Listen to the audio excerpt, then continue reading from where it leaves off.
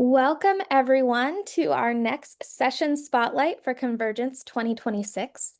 This is an opportunity for you to get to know our upcoming leaders, learn more about their sessions, and give you a better idea of what classes you would like to register for during Convergence 2026 in New Orleans.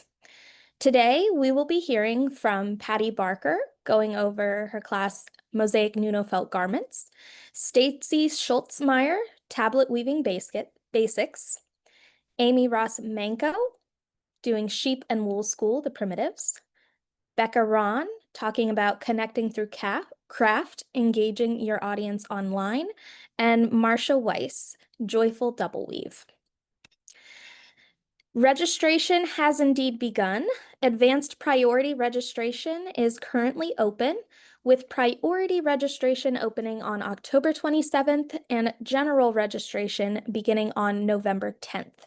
If you're interested in getting a head start on registration, please head online or give us a call, and we would be happy to assist you. As a reminder, Convergence 2026 will be taking place in New Orleans, Louisiana, from August 12th through the 16th. If you have not already looked through all of the goodies taking place, you can find a digital copy of the registration booklet online. There you can find all kinds of information about the different sessions and events taking place, including the marketplace, exhibits, the fashion show, keynote speaker addresses, the tours, and more. We'll be hosting over 100 sessions, ranging from 90-minute seminars to 3-day workshops. As we learn more about these workshops today, please put any questions that you have in the Q&A section. This is your time to get answers directly from the instructors.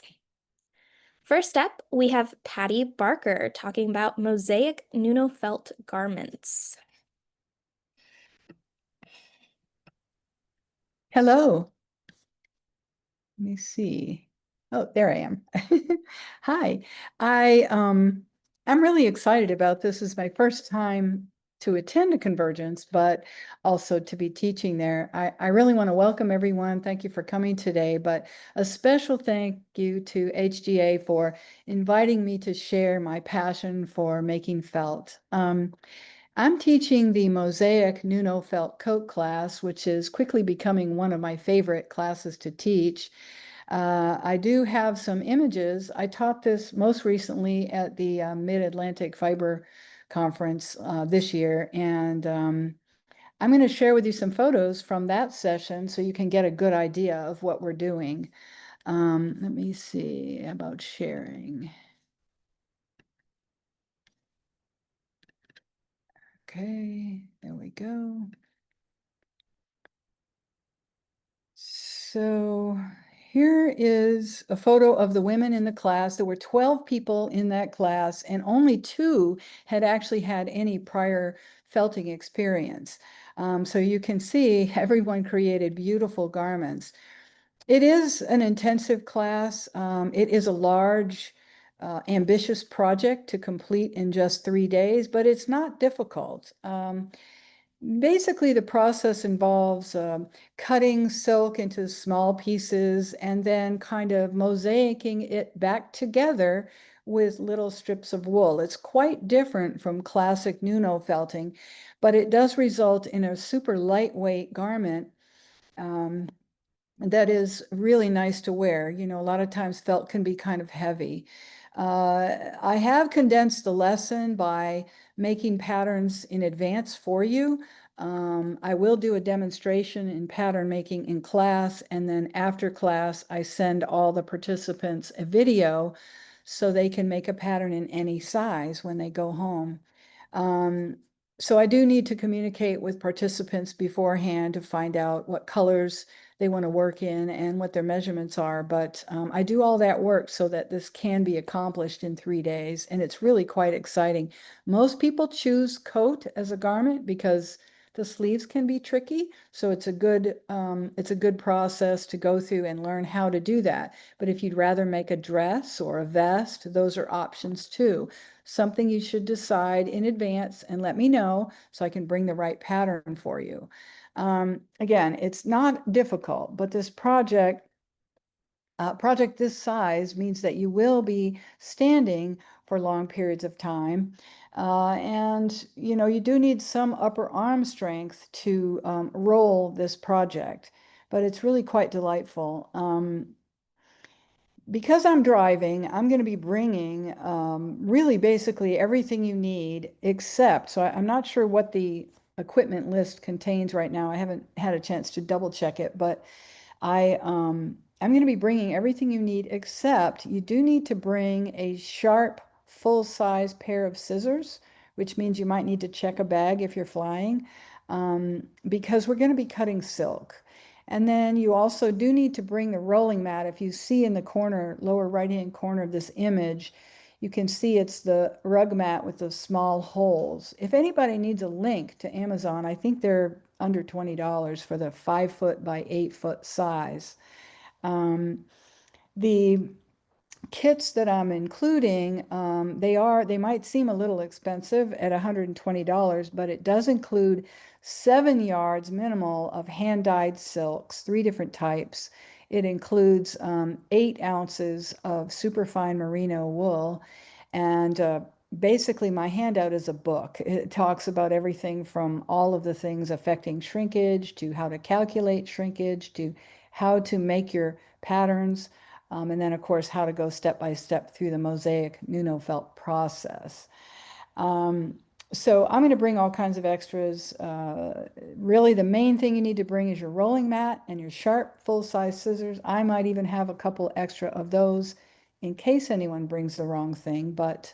And the reason why I like to include the kits is because in my experience, people can bring the wrong thing, the wrong size, the wrong type mat, dull scissors, and it can be quite challenging. So I do bring a few extras, but not enough for the whole class of the rolling mat or the scissors. And an apron is optional too. Nobody wants to go to lunch with a wet belly, which normally happens. Let's see. These are just a few random photos of the layouts they did, and you can see at the end they were so thrilled with their beautiful garments. So the woman on the left made patch pockets. The woman on the right, she chose to add godets to her jacket. These were the 2 people who had experience, so I allowed them to go do something that was a little more challenging than the rest of the class. They just came away with beautiful garments. They had so much fun. So I'm a big fan of short and sweet. So this is the end of my slideshow, but I just wanted to see if anyone has any questions. Absolutely. Thank you so much for sharing about this. You touched on a lot of important details, and I just want to follow up because I have Oh, some insider information about some of those materials that we're asking students to bring. So, just to note for folks watching, if you are flying and you're not planning to check a bag, we will have scissors are going to be available for purchase in the marketplace. So, that'll be an option for students to get those on site as well. And I just wanted, you mentioned that mat and you kind of showed a picture of it, but something we had talked about before. Could you give the students some idea about how that folds up and how that could fit into their luggage? oh, sure, yes. So when you order those, they come packaged in about a 2 foot by maybe I want to say maybe 12-inch by 12-inch square, and it's maybe 6 inches tall. So they come packaged pretty small for shipping. So it doesn't really take that much room, I don't think, in your luggage. You could just toss it in just like that and open it when you get to class. We also have a question from Marcia asking how specific will participants need to be regarding the colors that they want to work with? Well, yeah, that's always kind of a challenge. What I ask people to do is give me maybe 2 or 3 colors that they like together. Like look through your closet, pick your favorite thing to wear, maybe give me a couple of those colors. And then I try to dye as closely as I can. If you have a photograph, that helps me. Um, again, I try to tell my students, this isn't your masterpiece, you're learning techniques. So I do bring extra kits in case you're not crazy about what I dyed for you. You can choose from one of those. And I usually make those color combinations that I have found to be really popular over the years I've been teaching. Um, so, that's how I try to work it. I have learned that people will say turquoise when they mean teal. So those are the two colors that teal is more green, turquoise is more really vibrant light blue. So that's really the only time I've found a little confusion over colors, but I usually use acid dye because I stock it to dye wool. Really anything will dye silk, but that's what I have, so that's what I dye with. So if anybody wants to go to Dharma's website, Dharma Trading Company, and look at their acid dye colors, you could pick from those, and I would use what I have for that. But usually people are pretty happy with it. I have seen people trade in because they like, they like other colors I dye a little better than what they thought. So, but I do bring extras, usually half a dozen or so for people to swap out with. I did not realize that you were custom dyeing these materials for everybody. So that is so, so cool. So they're going to get to make this thing, but it's also going to be hand dyed custom colors to their liking. And that is so very cool. Thank Um, you. Going above and beyond there for sure. Um, I did want to ask one more thing. You mentioned that you have taught this class for people that haven't had felting experience before. Mhm. Do they need to have any other prerequisite experience? Do they need to have experience with garments or anything else in order to thrive in this class? No, not really. I always say I can teach anybody, and that's proven challenging sometimes. But for the most part, people, if they follow the instruction, they get it. And I usually wander around the room and I can see if someone's not quite getting it and help them get there. And usually, after about the first hour of practicing this method, they get it. And then the rest is just repetitive layout of this mosaics to complete the garment. Um, so really, you just have to have the ability to stand for long periods of time and to use your arms to roll it. I've had most of the time I've taught this class, there's only been a few people, one or two or maybe three, that have even felt it before. So it's been really successful. The only time I have a challenge is if someone comes to class and they want to make a floor length garment. Um, it's a little aggressive, a little, I guess the word I want is a little bit too large for this 3-day class. So a jacket, a sleeveless dress, or even a short sleeve dress, a vest, those are all possible within the 3 days. But if you want to make a floor length duster or large cape or something that's really twice as much as the materials in your kit, I'm going to ask you to make it smaller in this class and then try it larger when you go home, because something like that takes 3 tables to lay out, not just two. But again, you're learning techniques and how to work around a pattern resist for a garment. So it's not your masterpiece. It's your learning piece, but they are wearable when you're done. So Awesome. Well, this sounds like a wonderful deep dive. Thank you so much for sharing about that class. I would thank you. also like to add, I encourage all of you to check out Patty's work on her website. It's amazing. And she is one of our invited artists for the fashion show. So her work is going to be walking down the runway in New Orleans. Up next, we've got Stacy Schlutsmeyer, who is going to be talking about the tablet weaving basics class. Hi, I am so excited to be here. This is also my first year teaching at Convergence and my first year coming to Convergence. So I'm really looking forward to everything that the conference has to offer, as well as sharing something about tablet weaving. So the class I'm talking about today is it's tablet weaving basics. This is an intro to tablet weaving for people who have no experience whatsoever with the technique. And so I thought I would start out by explaining a little bit of what tablet weaving is. It's a very old technique. Some of the among the oldest textiles that have been found have been tablet woven, and it was often used as a decorative trim. It also makes a very strong fabric. It's a warp-faced band weaving technique. And so I'm going to go ahead and share my screen here. Hold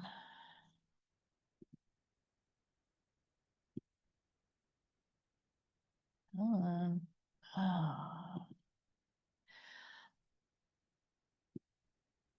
And so as you can see here, you have a bunch of thin cards or tablets. Sometimes it's called card weaving as well as tablet weaving. And there are holes in the corners of the cards that you thread your warp threads through. And when you turn those cards, so you can see that some of the threads are in the top holes and some are in the bottom holes, and that gives you a shed to weave into. When you turn the cards, that changes which threads are up and which threads are down, and gives you a new shed.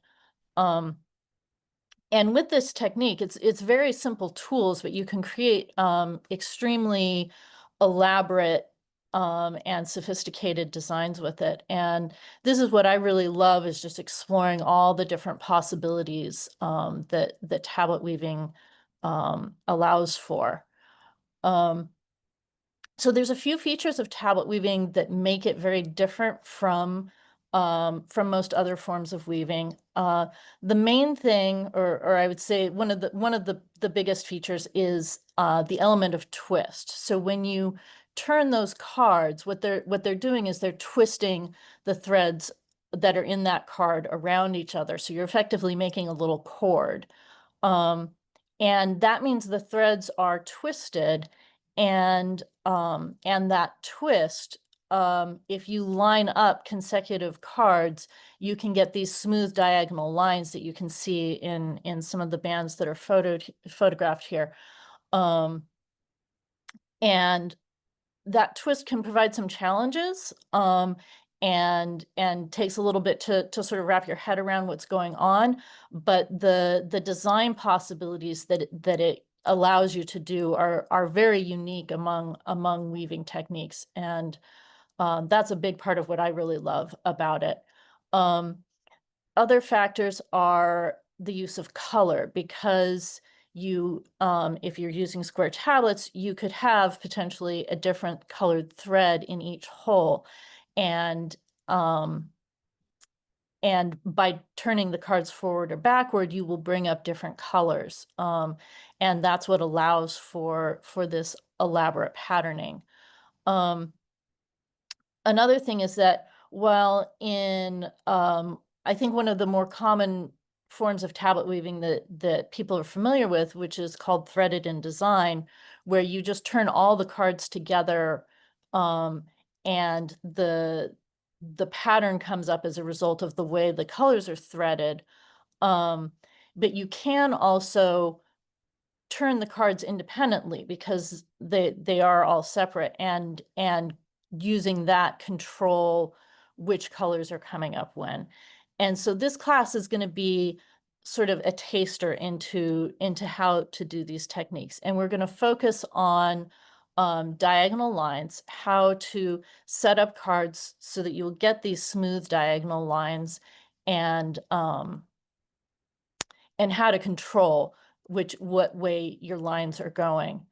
And so this band I have pictured here, it's what I call a rainbow warp, and I've set up the colors to make it easier to see as you weave, to understand what's happening in the cards. My goal with this class is to really build an understanding of what's going on when you do tablet weaving. I don't want to just provide a recipe and have you follow it. I want the students to really build a foundation of understanding that will help them to be able to apply that to other techniques. So this, we'll spend most of the day working on this rainbow warp band, but then in the afternoon, because I will provide the pre-warped rainbow warps. And then in the afternoon, I will teach how to create your own warp, and students will have an opportunity to make a second warp that they can take home with them. And in terms of supplies, I will provide looms. It was funny listening to the previous instructor. I have a similar feeling where I find it really helpful to make sure that sort of everyone's working on the same equipment, everyone has the same materials, makes it a lot better experience for the students. So I will provide looms, shuttles, cards, yarn, basically everything that is needed for the class. The few things that I would ask students to bring, the looms that I use are warp weighted. And so if everyone could bring a 1 liter water bottle to be able to tie onto their warp and weight with, that is helpful. I will try to bring a few extras. Also, some sharp scissors are useful, and pencil and eraser, because we will be doing some pattern design. And this is another element of the class. I will provide some patterns for students to weave to get started, but also we'll be explaining how to design your own patterns in this 4x4 technique that we'll be working on, and also how to look at a woven band and create their own patterns and turn what they see in a woven band into a pattern that they can then weave that themselves. Also, if there are students who happen to have warping pegs, again, I will be providing some warping pegs, but a few extras will make things go a little easier. Fantastic. That was such a great overview of the class. This is a beginner class, and I love that you are not, I like your discussion there about it not just being a recipe. You're really going to walk away with an understanding of how to manipulate these warps. Is there anything like, what can students expect to walk away with? Are they going to kind of leave with some samples or little projects that they can have finished, or is it just going to be an overview of techniques? So they'll walk away with a band similar to the one in the photo. So with the rainbow warp, and I think of these early bands that what we're doing in class, I like to call them a sketchbook, because we're just learning these techniques, and I want students to feel free to experiment. If you have mistakes in your warp, you just reset your cards and move on, because you're not having to worry about this having to look perfect or be some kind of perfect thing. And then they will leave with a second warp setup that they can then weave on their own after class. Fantastic. Thank you so much for giving us more information about this class. It sounds like it's going to be a fun one. Actually, if I can just add one last thing, because I do have my seminar. There's a 3-hour seminar that I'm doing, the Getting Unstuck with Tablet Weaving. And while I do try to provide as much information in the tablet weaving basics class as I can, there's actually a lot of valuable information that I just don't have time to get to in a one-day class that will be in the Unstuck seminar. So great. So those sound like they could go hand in hand. Well, thank you so much, Stacy. Again, that was the Tablet Weaving Basics class, which is a one-day workshop taking place on Wednesday, August 12th. And up next, we've got Amy Ross Manko going over her Sheep and Wool School, the Primitives class. Hi, everyone. I am Amy Ross Manko, and I raise sheep on a farm in southwestern Pennsylvania and have a yarn company. And so my favorite thing to do is exploration workshops. So this year I'll be at Convergence for the very first time, and I am bringing my primitives class to Convergence. So we'll be talking about some primitives that you've probably heard of a zillion times. Maybe you've even worked with them quite a bit too, but maybe they are things that you haven't worked with before. I like to bring a lot of oddballs and weirdos, as I like to call them. Primitive sheep from other countries, primitive sheep from islands off the coast of nowhere. So when I say primitives, I'm not just talking about Jacob sheep or whatever it is that checks the box. Primitive sheep breed for you. If you haven't worked with anything but merino or BFL or that sort of mainstream thing, this is going to expand your horizons on beyond everything you probably ever thought possible. There are a couple of the breeds that we'll be working with that are excellent for weaving. There are a couple of sheep on the list that we're working with that are actually used primarily for weaving. So if you are a weaver and a spinner, or just a weaver, and you would like to learn more about sheep breeds and their particular idiosyncrasies and what kind of fleece they produce and the kind of things that we can do with that, then this is probably the class for you. I really hope you'll join me. This has been a really, really popular class this year, so I'm really excited to bring it to Convergence in 2026. I've been fine-tuning it and adding a few more breeds to it, so heaven only knows how many breeds we'll actually do once we get together. Because my list just keeps going. I keep finding more really cool sheep breeds and just tucking them in at the end. So happy to answer any questions you might have about what we're going to do.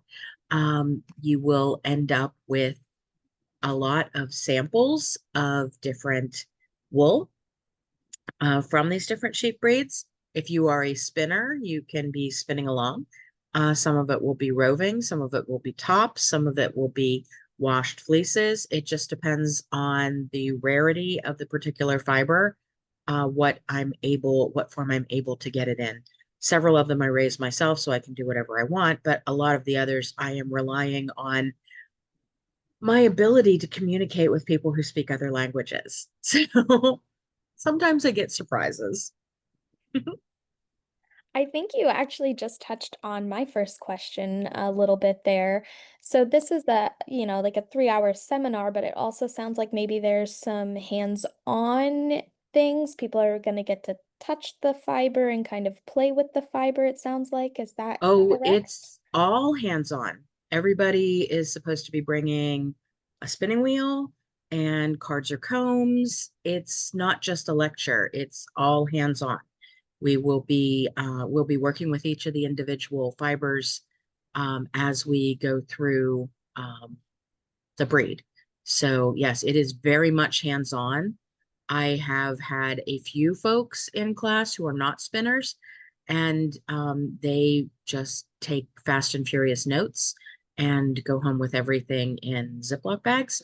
And I usually bring extra Ziploc bags so that people have them if they need them. But yes, it is very much a hands-on workshop. Mhm.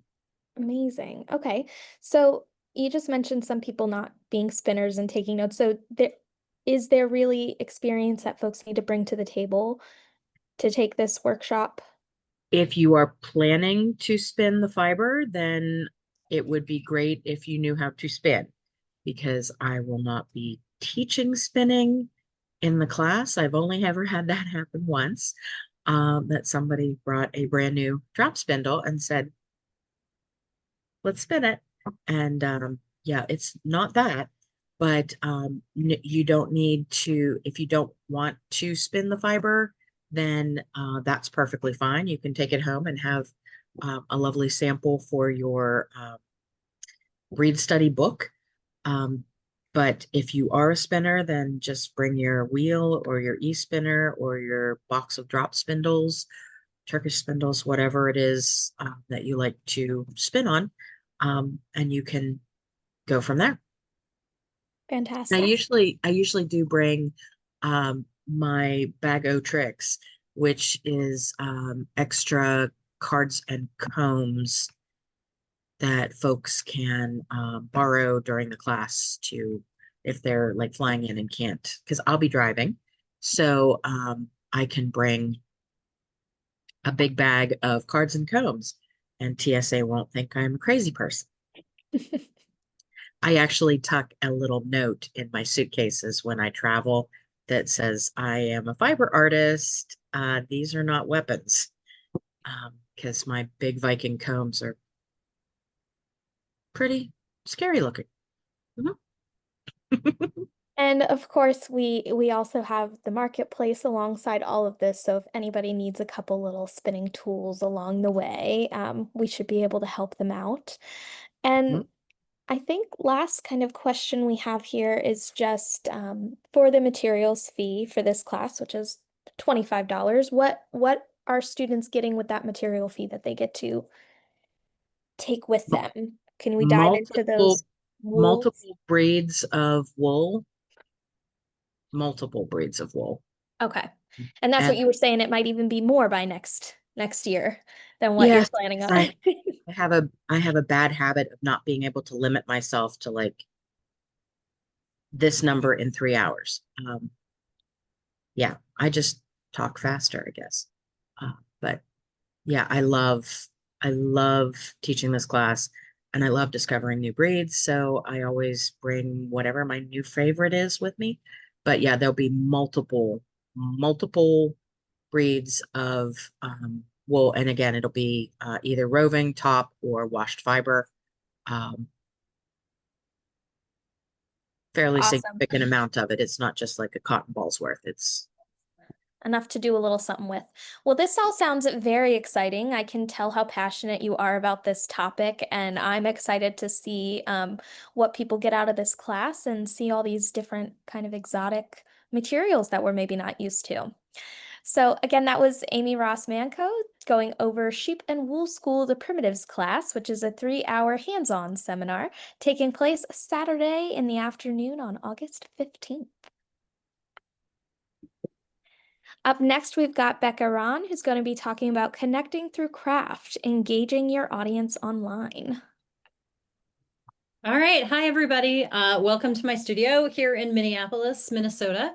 I am the odd duck of the group so far. I have taught before at Convergence when it was in Milwaukee, which was a lot of fun. And I have taught several times for Spinning and Weaving Week online. So I'm like the veteran of the group here. Let's see. I'm also the technology geek. I'm not really a weaver.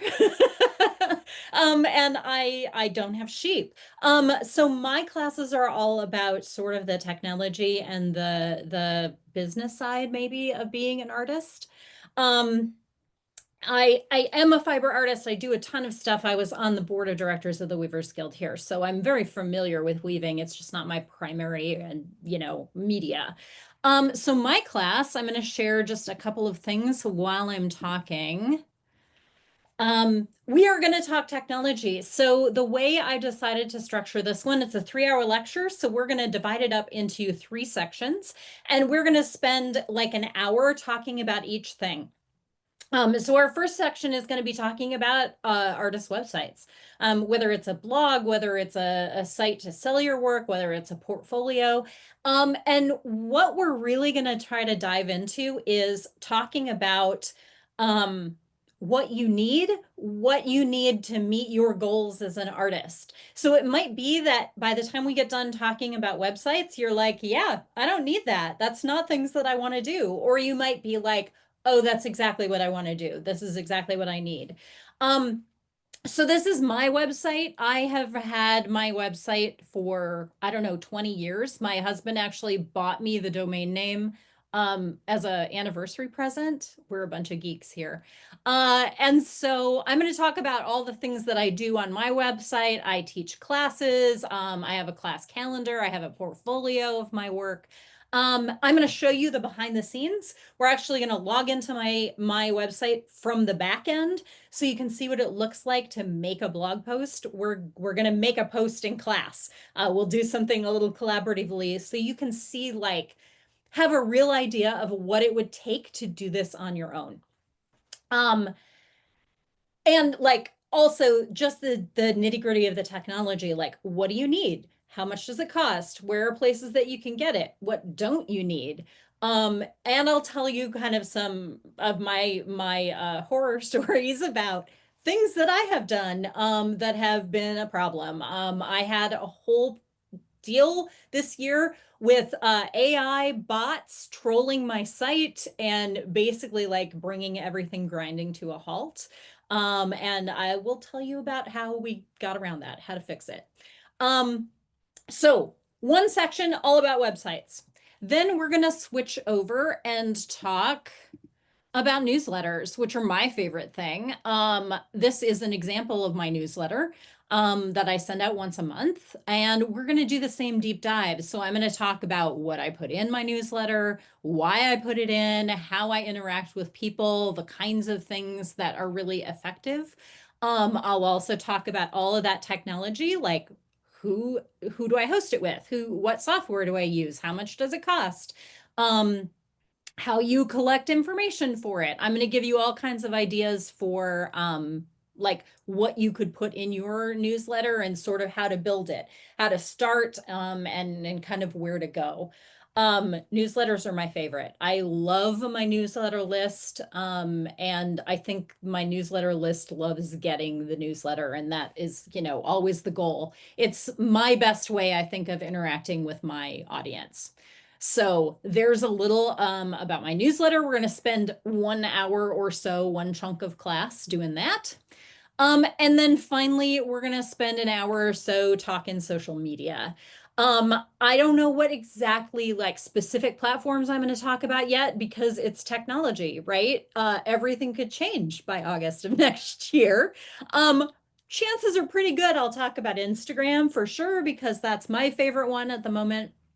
But we're going to talk about like, what do you put on your Instagram feed and how do you balance, especially being an artist who maybe isn't so extroverted. Like, how do you come up with things to say and to post? How do you make a balance between things that are personal and things that are business without feeling like you're a corporation or that kind of thing? So we'll brainstorm a lot of ideas of like how to fill your feed with things that people are going to interact with and get excited about. Because one of the magic things about social media is the more you can get people to interact with it, the more they're going to see your content. So ways that you can kind of drive that community with your social media. So we'll talk about Instagram, we'll talk about probably Facebook, we'll talk about some of the video related platforms. And if you want to do video, I've done most of them. So I have a little bit of, you know, wisdom to share with you on all of those things. My session is on Sunday. So this you can look at as your little like maybe break in the week. Once your brain is filled up with spinning and weaving, we can switch gears. You can sit back and then talk about how you tell the world about all of the awesome things that you learned about and that you're doing. And I would like to say, having sat through your Art Sparks this past week during Spinning and Weaving Week, that Becka is exceptional at making technology understandable and talking through all of the little facets of it. So if you have any concerns about getting into this kind of stuff, I think this would be a great class for you. Thank you. Yeah. I love that you're talking about all these different areas together as well. And this might be cutting into a little bit of your class content, but could you maybe share a little bit about maybe why artists should think about having a website and how that's different than just having an Instagram account? Oh, absolutely. Like the very simple answer for that is, if you have your own website, you own your space. And that is, I think, the most important like thing to think about is if I post something on Instagram today and I tell you, or I posted maybe something last week and I tell you to go find it, you going in and trying to find something like in past history on Instagram is nearly impossible. Right? You can't search for it. You can't dive in and be like, oh yeah, Becca talked about that thing where she was talking about her Nutcracker class. Like, you won't be able to find that except for going back to my Instagram account and like scrolling backward, backward, backward. Um, if I have a website, it's a permanent space that always has a permanent address so that somebody can always find that thing. Um, your website also has a lot more like versatility, what you can do with it. Like I said, I have a portfolio, I have a blog, I teach classes, I do lots of different things on my website that I can't do on Instagram. Um, the other like, I don't know, big factor about having a website is I think you're in control. Instagram could change the algorithm tomorrow. In fact, they just recently changed the aspect ratio of all the photos. And so it made everybody crazy because they used to be square and now they're tall rectangles, whatever. Like, that's not going to happen on your website when you're posting things, is the platform isn't going to just like change underneath you. So that you get to really drive like what it looks like and what the experience is when people come and they interact with your work. So there's highlights from what we'll talk about. Perfect. And if somebody doesn't currently share their work, maybe online in any capacity, and they're thinking about, is there any maybe quick reason that they should be considering sharing their work online? Well, I mean, I think that is a really like what your goal is for sharing it. Like you don't have to. You don't have to share everything that you make on social media. But each one of these different like kind of aspects of sharing your work online have different ways to connect with people. And it might be that like your whole goal for just sharing what you're, weaving or spinning right now is just to connect to other people that are doing it. You just want community. You want to talk to people about it. So there are ways to use like each of those different things to maybe just connect with people. If that's what your goal is, you have to sort of think about like, what do you want to get out of it if you're putting it out there? Your goal might be you want to sell some things, like you've woven more than you can possibly keep in your house. So you need to, like get some out in the world. So there are ways you can use like each of those aspects to meet that as a goal. So I think if you're thinking about signing up and you don't have anything out there at all, like think to yourself, like, what is it you'd like to get out of it? Like, what would be your reason for putting it out there? What do you hope comes back to you when you put your work out in the world? Amazing. I love that. This sounds like a class, obviously beginners can definitely take, but even as somebody that does have a website and Instagram and things, like I also think I could get so much out of this. So even if you already have these things, it sounds like it'll be a great prompt to kind of look over how people are sharing themselves with the world Yeah. online. And I think also like it might help you narrow some things down. You might be on all of these platforms and really they're not meeting your goals. Like I'm hoping to help you figure out where to put your energy. Some one-on-one business help, it sounds like. Yeah. Well, thank you so much again. That was Becca Rahn talking about connecting through craft, engaging your audience online, which is a 3-hour seminar taking place Sunday, August 16th. And last but not least for today, we have Marcia Weiss, who's going to be talking about joyful double weave. Hello. Hi, everyone. I am so excited about Convergence.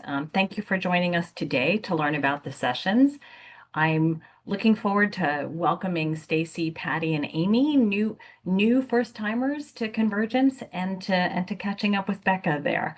So always a wonderful experience. I'm going to share my screen.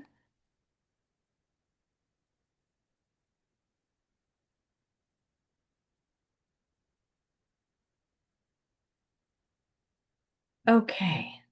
All right, with a little bit of luck, you're seeing joyful double weave. So today I'm talking about my joyful double weave session at Convergence. This is a one-day workshop on Wednesday the 12th. So this is kind of at the beginning of the wonderful conference. I found double weave in undergrad, so decades and decades ago, more decades than I would like to confess. Shout out to Cameron Taylor Brown. She instigated my true love of weaving in multiple layers, and I've really honestly never looked back. So let me share a little bit about the details of the class itself. So it's a one-day course. You will come into the class with a pre-warped 4-shaft or greater loom, table loom, floor loom, whatever it is you want to bring. I will send very explicit directions in advance, and I'm always open to questions in advance so that participants come in ready to go. 8 inches to 12 inches in the width in the reed would be great. If it needs to be a little more, if it needs to be a little less, we can certainly accommodate that. You need to have some experience, warping a loom, reading a draft, that sort of thing. Again, I'm very happy to take questions in advance. So we will be working through a series, really a palette of techniques, a range of opportunities in double weave. So we'll certainly learn how to weave 2 separate layers. The picture here, my favorite fiber is linen, so I weave a lot of linen. And this is 2 layers woven with a much finer linen and a more heavy or coarse linen, so that we can actually see through the one layer to the other. So we'll learn how to do 2 separate layers. You need to have 0 experience in double weave to take this course. If you've, or this workshop, if you've woven plain weave at some point in time in your life, you can do this. We'll learn how to weave tubular fabrics, and we'll talk about the reasons why these different techniques could be applied. Like, so do you want to make something to hold your shuttles? Do you need a case to hold silverware? Do you want just the opportunity to push yarns from the front to the back of the cloth?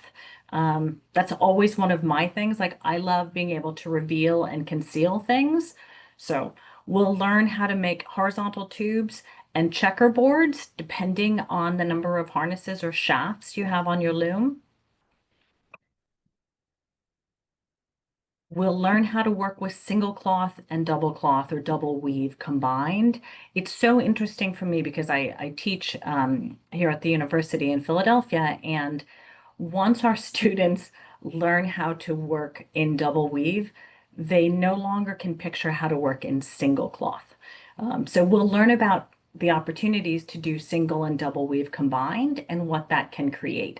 And in this particular example, this includes some buttons that were my grandmother's in my grandmother's button box. I know there are Convergence participants that understand a button box. We'll also learn about the importance of the path that the shuttle takes in weaving and how you can make fabric that's wider than your loom.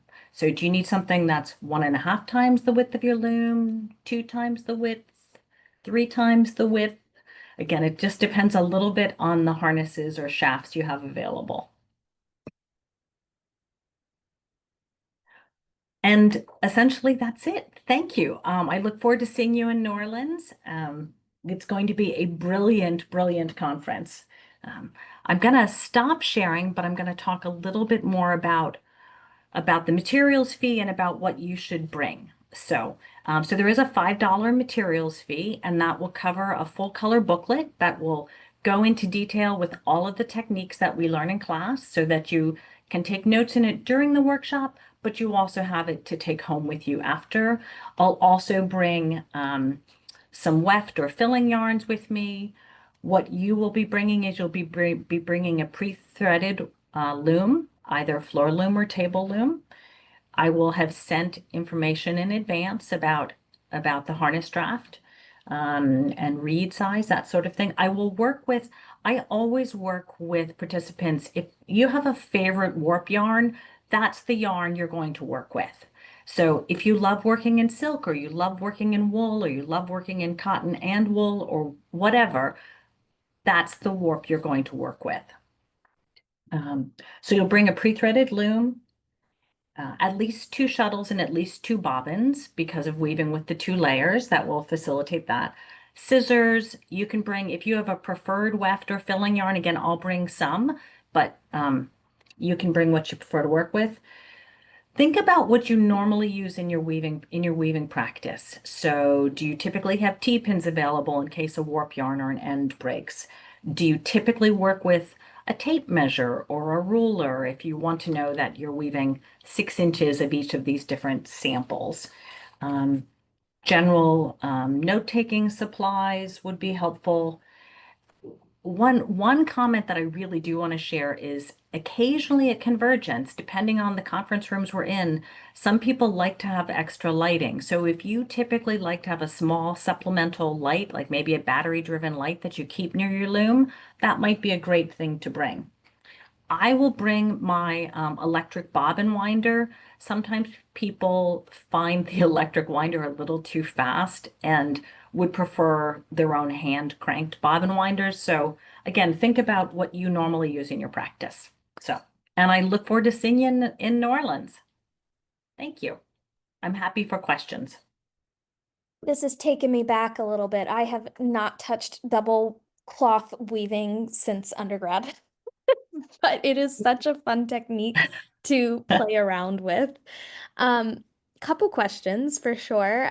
You talk about having a pre-warped loom and that you're going to send some really specific instructions.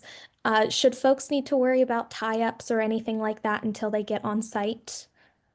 So I will, depending on the number of harnesses or shafts you have on your loom, I will send some specific directions in terms of how to thread the loom. And the treadles, the tie-ups, we're not going to worry about until we are physically together. That's a great question. Thank you for that. Because we're going to work through how to tie up for different techniques, and we'll do that together in class. Wonderful. And maybe I'm going to do a little bit of a stretch here because you said, this is a great introduction to the double cloth, but you mentioned if somebody wants to weave 3 times their weaving width. So if somebody maybe does have a little bit of experience with double cloth, are you going to dabble into triple and beyond? Absolutely. I am very happy to do that. And you don't need to have any experience in weaving 2 layers to be able to understand this. Like, what I love about the Convergence and the HGA community is that it is such a wonderfully supportive group that the way weavers think through things is pretty remarkable. And so even if you have no experience in 2 layers, I'm very happy to walk you through, and we will walk through, how would we do 3 layers or 4 layers? Yeah, That's going to be fun. I might have to in figure this. out if I can sneak away at some point to pop in and see what everybody's working on in there. And thank you so much for sharing all of this. And I'm going to echo your comment from the beginning. We're so excited to have so many new instructors, and we're excited to also have some new attendees. And again, thank you, Marcia, for going over your Joyful Double Weave class, which is a 1-day workshop taking place on Wednesday. So kick off your Convergence week with this beautiful intensive.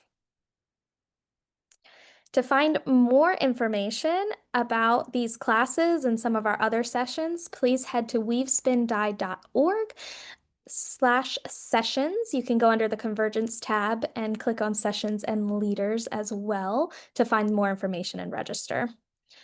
We are going to be offering these session spotlights every day at 1 p.m. Eastern Time until mid-November, and the recordings will be available on HGA's YouTube channel. So if there are any other classes you're interested in, please join us, and I look forward to seeing you all in the Q&A.